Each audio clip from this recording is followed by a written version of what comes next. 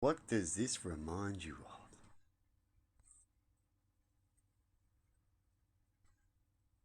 Ho ho ho ho ho ho ho ho ho ho ho ho ho. I'll put a clip up. That's what it reminds me of sometimes when I've first seen it. We watch too many movies. Anyway, this is what it's getting turned into. I wanted to have to still see the flame, working with what I got. Can't get too fussy as I'm working with what I got. You go with the flow. Now I'm going to try to explain that to you another way that I might not have explained it so well. Now when it comes to art, spiritual art, whatever the flow is, what you do is you think of something. First you got to think of something, an idea. What was I thinking? I was thinking a volcano kind of thing, but with fire, redness within the volcano, mountain, flame mountain, an idea, right? See what works out. So I wrap this around and I beat the bunksons out of it, trying to get a certain shape, not wasting too much time, not thinking about it too much, wanting a shape, thinking about it. How can I do it? Getting frustrated. What's this? No, I shouldn't get frustrated. Thinking about things, beating it a bit more. What can I do? Stand back, look at it. This'll do. And you can see things. Before I did anything, and then I'm like, don't even know what it is yet. Just look at it. So I started looking at it, and I went, all right, this will be enough. Done enough panning, done enough this. This is what's going to be it. We can always change things. You know, Mr. Squiggle. It's not too hard, actually, if you look at things. And so I brought it in here, and it just looked like that. Don't imagine the darkness yet, because I brought out some things you might be already looking at already. And then you look at it, and you think of what you want, what you feel, what's been happening, and see what you get. So what I've done is I've marked out some things, a little bit like a plastic surgeon. Don't always have to do it, you can just do it naturally, but it does help to mark out things. So I've marked this out, a little bit of what I see first in this image. Now, I've come over here and I'm thinking shapes and patterns and mountains. Now, I'm going to use the mixture of the light, creamy, orangey looking, mixture grey. Trying to think, I've got 2 buckets of that. So I thought I'll use that for the basic outlining for most of it. Right? And then what I feature out, I will use different stones that I don't have so much of to help me feature it out. Right?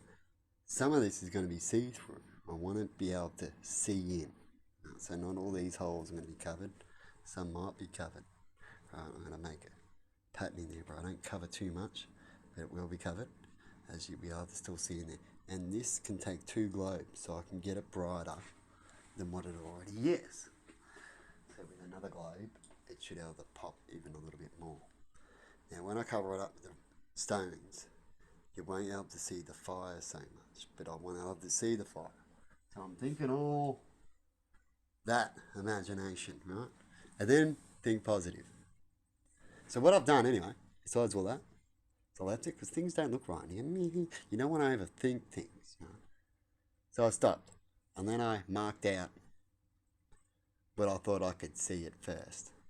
And I've been dealing with the snake energy at the moment, and things about the snake, right? I don't want to talk about it too much, because it's a later on thing. When you have enemies around you, the snake spirit can be good for bad and good, right?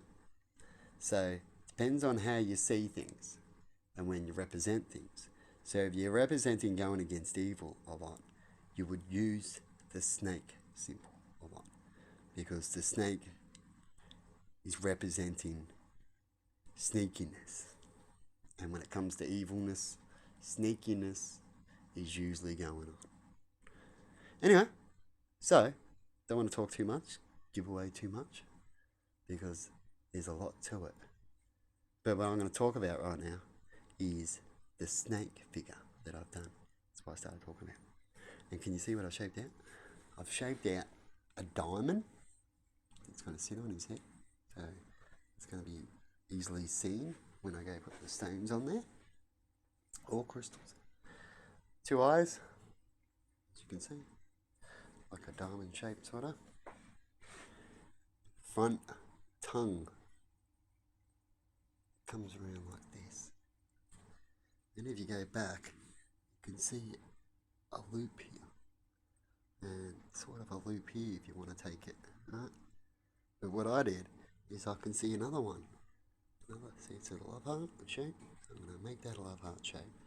And then I'm going to shape out this part so it's a bit more obvious. And you can see on another angle, another love heart. So 2 love hearts within the snake tongue split. Alright? That's what I see, and that's what I'm going to shape out when it comes to that part. And then you can see the rest of the snake body. I'll try to outline there for you. It's going to come up around here and up that way. What do you reckon? And then other things can represent caves, dips, and all sorts of things that I'll add as we're going along. You know when I can see another? Because I like thinking about love hearts. I've been doing it. There's another one. Right there. I haven't tried doing any of this. I was trying to bang it out to a shape that was bendy and across when I was thinking about things. To try to get that mountain volcano, but with a lip. Like, I wanted it, because I can put bigger stones down here to flare it out. That's what I was thinking. Because I couldn't flare it out this too properly without breaking it and all that. And then I'm like, well, I can go more like a mountain where, you know, it's an odd shape. Mountains can be all sorts of shapes. And when we start adding some big stones, and I've got some chunky stuff onto this, it's going to change, right? It's like when you first see a picture, when they first go, you know, you could sort of see something, but then it's not, and then as you adds and adds and adds and adds, it gets better and better, doesn't it? Huh?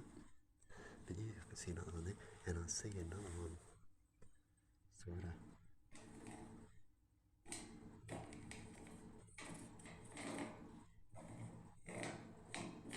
There, so they can have a sort of a crack. See that one? It's hard to tell. Anyway, just mucking around. But it shows you shapes and you work with things. Sometimes your first idea is not it. You might get a second or third. But a lot of times, sometimes your first idea could be a good one too. Depends on how you think about it and what you're rushing into and stuff like that. Anyway, I'm having a blab now. But that's what I'm doing. You might not see this for a little while. I'm going to do a little bit later on. I've got to go get some more heat glue sticks and do what I can. This is going to probably use up a little bit of heat glue sticks, but I try not to use so much. It all depends. If I use a little blob, half the amount, and put it on, that works. But if I touch it, it falls off, and then you have bits falling off, and you're trying to move it. So then I squeeze twice as more I need, but then I go through twice as more glue gun so I can grab it and move around and be more secure. So it depends on how I do it. But anyway, I'll try my best. Have a good one, everyone, and see you later. Bye bye.